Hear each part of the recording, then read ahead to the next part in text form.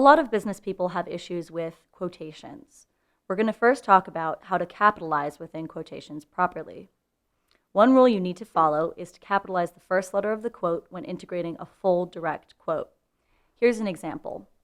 Laura, who worked in marketing, said, "We have a lot of potential for social media expansion." We capitalized the word "we" because it was the beginning of a full and direct quote by Laura.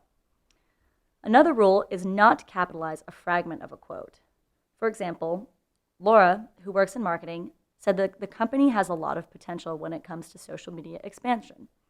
This quote was a fragment. All it said was "a lot of potential," so we did not capitalize the word "a" or any other word in the quote. You also don't capitalize the second part of an interrupted quote. For example, "The marketing team is doing well," Laura said, "but we have a lot of room for social media expansion." We don't capitalize "but" because it's the second part of a quote that was interrupted by "Laura said."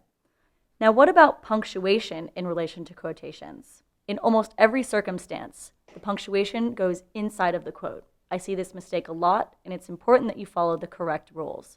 Let's take a look at this example again. Laura, who works in marketing, said, "We have a lot of potential for social media expansion." You can see that the period goes on the inside of the quote.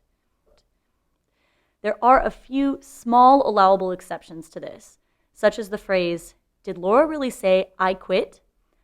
The question mark in this applies to the question and not to the quote itself, so the question mark stays outside of the quotation marks.